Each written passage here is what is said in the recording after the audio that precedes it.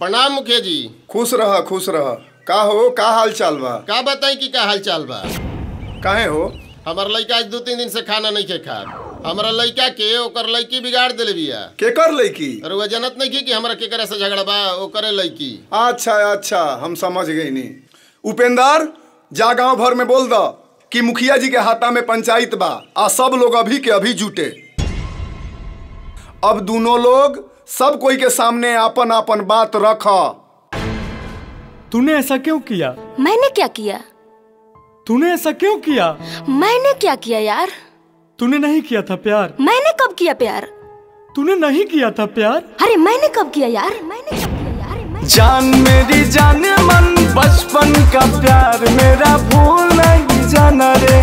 जैसा मेरा प्यार है जान तुझे किया है, बचपन का प्यार मेरा भूल नहीं जाना रे। बकवास बंद करो।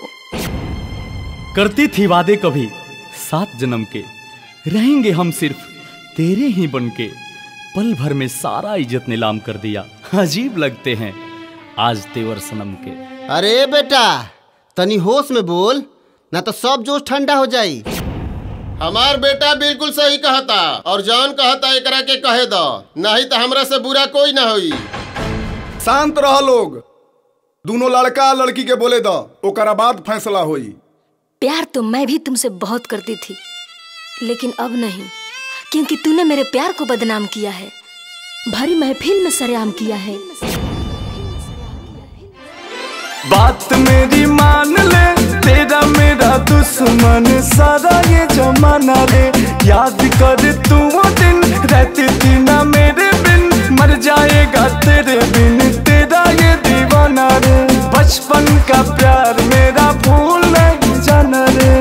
अगर तुम सच में मेरे से प्यार नहीं करती तो खा कसम और पूरे समाज के सामने सच्चाई बता। चाहती तो तू भी थी मुझे, अब डरती है जमाने से। बहुत दर्द होता है दिल में सच को छुपाने से। सोचा न था कभी होगा ऐसा मंजर प्यार का। अरे सोचा न था कभी होगा ऐसा मंजर प्यार का। क्या फायदा महफिल में खुद का तमाशा बनाने से।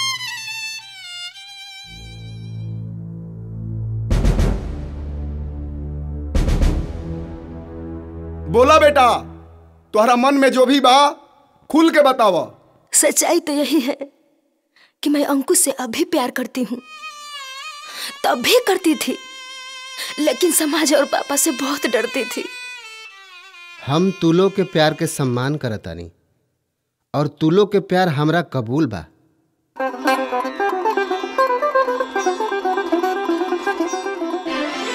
तू ही मेरी जान है, चाहे कोई जान ले।